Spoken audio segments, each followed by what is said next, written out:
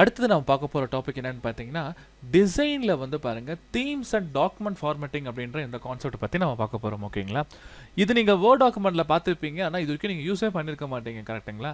So இதை வந்து ரொம்ப ரொம்ப ஈஸி, இது எப்படி நம்ம யூஸ் பண்ணுறது அப்படிங்கிறத பற்றி பார்க்கலாம். இப்போ இதை நான் தீம்ஸ்னு சொல்லும்போது உங்களுக்கு ஞாபகம் வரும், பழைய நோக்கியா ஃபோன்லலாம் வந்து பார்த்தீங்கன்னா நம்ம ஃபோன் தீம் மாற்றணும்னு வச்சுக்கோங்களேன், அந்த கலர்ஸ் அந்த ஃபாண்ட் ஸ்டைல் இதெல்லாம் மாறிக்கிட்டே இருக்கும், ஆனால் கண்டென்ட் எல்லாம் அப்படியே தான் இருக்கும். கரெக்டுங்களா? அதை நம்ம தீம்ஸ் நம்ம வந்து நோக்கியா ஃபோன்ஸில் பழைய ஃபோன்ஸில் நம்ம பார்த்துருப்போம். ஓகேங்களா, இப்போ பார்த்தீங்கன்னா நம்ம லான்ச்சர்ஸ்ன்னு சொல்லிட்டு நம்ம ஆண்ட்ராய்ட் ஃபோன்ஸில் நம்ம யூஸ் பண்ணிக்கிட்டு இருக்கோம். கரெக்டுங்களா? அதே தான் வேர்ட் டாக்குமெண்ட்ல இருக்குது. ஆனால் இந்த தீம்ஸ் நீங்கள் யூஸ் பண்ணுறதா இருந்தால் நீங்கள் கம்பல்சரி வந்து பார்த்தீங்கன்னா ஹோமில் இருக்கிற இந்த ஸ்டைல் கான்செப்ட்ஸ் நீங்கள் யூஸ் பண்ணால் மட்டும்தான் முடியும். ஓகேங்களா? இப்போ எக்ஸாம்பிளுக்கு வந்து பாருங்கள், நான் இந்த மாதிரி ஒரு டாக்குமெண்ட் ஒன்று நான் டைப் பண்ணியிருக்கேன். நான் இப்போ வந்து நம்ம கம்பெனியில் வந்து பார்த்தீங்கன்னா ஒரு கான்செப்ட் ஒரு ஃபார்மேட் நம்ம மெயின்டைன் பண்ணுறோம்னா, நாம் கிரியேட் பண்ணுற எல்லா ஃபைலுக்கும் இதே ஃபார்மேட் தான் வரணும் அப்படின்னா நீங்கள் இப்படி கிரியேட் பண்ணிக்கோங்க. ஓகேங்களா? இப்போ டைட்டில் இருக்குங்களா, ஸோ அப்போ டைட்டில் மட்டும் சூஸ் பண்ணி இங்கே பாருங்கள், இங்கே டைட்டில் அப்படின்ற ஒரு ஆப்ஷன் நீங்கள் செலக்ட் பண்ணிக்கோங்க. ஓகேங்களா? அதே மாதிரி பாருங்கள், இது வந்து பார்த்தீங்கன்னா எனக்கு ஹெட்டிங் நம்ம வச்சுக்கலாம். ஓகேங்களா? ஹெட்டிங் 1 அப்படிங்கிறத வச்சுக்கலாம். ஸோ இது ஹெட்டிங் 1 அப்படிங்கிறத நான் வச்சுக்கிட்டேன். அதுக்கப்புறம் இதை நார்மலாக என்கிட்ட நான் விட்டுட்டேன். ஓகேங்களா? இந்த பேராகிராஃப்ஸ் இது எல்லாமே வந்து பார்த்தீங்கன்னா நார்மல் ஸ்டைலில் நான் அப்படியே நான் விட்டுட்டேன். ஓகேங்களா? பாருங்கள், நார்மலில் டிஃபால்ட்டாக இப்போ நீங்கள் சூஸ் பண்ணிங்கன்னா தெரியும், டிஃபால்ட்டாக பாருங்கள் நார்மல் ஆப்ஷன் செலக்ட் ஆகிருக்கும். சரிங்களா? அதே மாதிரி ஹெட்டிங் 2 இருந்ததுன்னா ஹெட்டிங் 2, இப்போ நீங்கள் உங்கள் டாக்குமெண்ட் டைப் பண்ணும்போது ஃபர்ஸ்ட் ஹெட்டிங்கில் நம்ம ஹெட்டிங் 1 நம்ம வச்சுருப்போம், அதுக்கப்புறம் வர ஹெட்டிங்லாம் ஹெட்டிங் 2 இருப்போம். இது கீழே ஒரு சப் ஹெட்டிங் வந்துன்னு வச்சுக்கோங்களேன், அப்போ நம்ம என்ன பண்ணலாம்னா இந்த இடத்துல நம்ம ஹெட்டிங் 3 அப்படின்ற ஒரு கான்செப்டை நம்ம செலக்ட் பண்ணுவோம். ஓகேங்களா? இப்போ இன்கேஸ் எனக்கு வந்து பார்த்தீங்கன்னா எனக்கு இந்த ஒரு பர்டிகுலர் லெட்டர் மட்டும் எனக்கு வந்து போல்டாக வேணும் அப்படின்னா நம்ம இந்த போல்டு ஸ்ட்ராங் அப்படின்ற ஒரு ஆப்ஷன் நம்ம சூஸ் பண்ணிக்கலாம். ஓகேங்களா? ஸோ இதில் நான் ரொம்ப டம்மியான ஒரு சிம்பிளான ஒரு தீம் ஒன்று நான் கிரியேட் பண்ணிட்டேன். ஓகேங்களா? ஒரு ஸ்டைல் ஒன்று நான் கிரியேட் பண்ணிக்கிட்டேன்.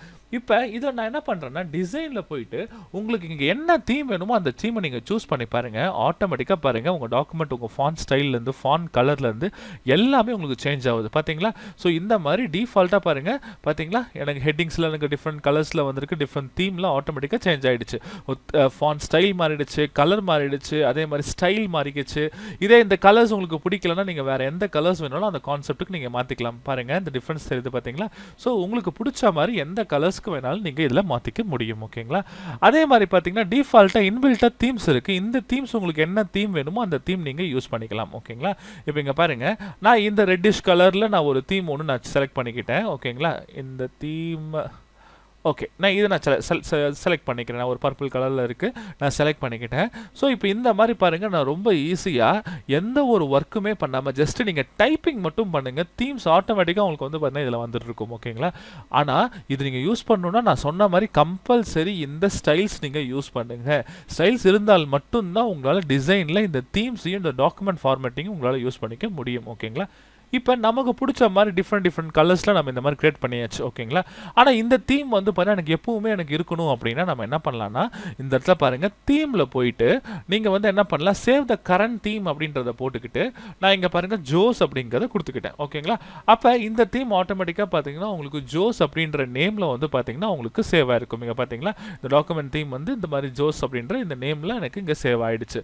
ஃபியூச்சரில் நீங்கள் வேறு ஏதாவது டாக்குமெண்ட் யூஸ் பண்ணுறீங்க அப்படின்னா இந்த ஃபாண்ட்டு நீங்கள் இந்த ஸ்டைல் நீங்கள் அப்படியே யூஸ் பண்ணிக்கலாம். பார்த்தீங்களா? இதை பார்க்கும்போது ரொம்ப சூப்பராக இருக்குது. என்ன ரீசன்னா நம்ம ஜஸ்ட் டைப்பிங் ஒர்க் மட்டும் பண்ணிவிட்டு இதெல்லாம் மெயின் ஹெட்டிங்கு, இது சப் ஹெட்டிங்கு, அதுக்கு சப் ஹெட்டிங் வந்து ஹெட்டிங் 3, அந்த மாதிரி நீங்கள் இந்த ஸ்டைல்ஸை மட்டும் நீங்கள் சூஸ் பண்ணால் போதும். சூஸ் பண்ணிங்கன்னா அதுவும் ஆட்டோமேட்டிக்காக உங்களுக்கு பிடிச்ச மாதிரி உங்களுக்கு எந்த தீம் கலர்ஸ் வேணும்னாலும் அந்த தீம் கலர்ஸ்க்கு ஏற்ற மாதிரி உங்களுக்கு வந்து கிரியேட் பண்ணி கொடுத்துரும். ஓகேங்களா? உங்களுக்கு என்ன கலர்ஸ் வேணுமோ அந்த கலர்ஸ் நீங்கள் போட்டுட்டு இன்கேஸ் எனக்கு இந்த ஹெட்டிங் இந்த ஃபாண்ட் எனக்கு பிடிக்கல நான் மாற்றணும் அப்படின்னா இதை நீங்கள் சூஸ் பண்ணி எப்பவும் போல நீங்கள் ஃபாண்ட்டை சேஞ்ச் பண்ணிக்கோங்க. ஓகேங்களா? இங்கே பாருங்கள் ரோபோட்டோக்கு நான் சேஞ்ச் பண்ணிக்கிட்டேன். இந்த மாதிரி நீங்கள் ஈஸியாக நீங்கள் சேஞ்ச் பண்ணி வச்சுக்க முடியும். ஓகேங்களா? இன்கேஸ் நீங்கள் வந்து பார்த்தீங்கன்னா இந்த ஃபாண்ட்ஸ் எல்லாம் ஆட்டோமேட்டிக்காக சேஞ்ச் ஆகும்னு நினச்சிங்கன்னா நீங்கள் இந்த இடத்துல பாருங்கள், உங்களுக்கு வந்து பார்த்தீங்கன்னா ஃபாண்ட்ஸ் அப்படின்ற ஒரு ப்ராப்பர்ட்டி இருக்கும். ஓகேங்களா? இதில் உங்களுக்கு என்ன ஃபாண்ட் பிடிச்சிருக்கோ அதை நீங்கள் சூஸ் பண்ணிங்கன்னா போதும், ஆட்டோமேட்டிக்காக இந்த தீமில் இருக்கிற எல்லா ஃபாண்ட்ஸும் உங்களுக்கு சேஞ்ச் ஆகிடும். சரிங்களா? அதே போல் பேராகிராஃப் ஸ்பேசிங் பாருங்கள், இப்போ நார்மலாக ஒரு பேராகிராஃப் நம்ம லெஃப்ட் எலிமெண்ட் ரைட் எலிமெண்ட்லாம் பண்ணியிருப்போம். அண்ட் தென் வந்து ஸ்பேசிங் வந்து பார்த்தா இல்லாமல் இருக்கிறதுக்கு, இல்லை காம்பேக்டாக ஸ்பேசிங் கொடுக்கறது, இல்லை வந்து பார்த்தீங்கன்னா இந்த மாதிரி உங்களுக்கு எப்படி வேணாலும் நீங்கள் வந்து பார்த்தா அந்த பேராகிராஃபோட ஸ்பேசிங்கை நீங்கள் மாடிஃபை நீங்கள் பண்ணிக்க முடியும். ஓகேங்களா? இதில் பாருங்கள் நீட்டான மாடிஃபிகேஷன் நடந்திருக்கு. சரிங்களா?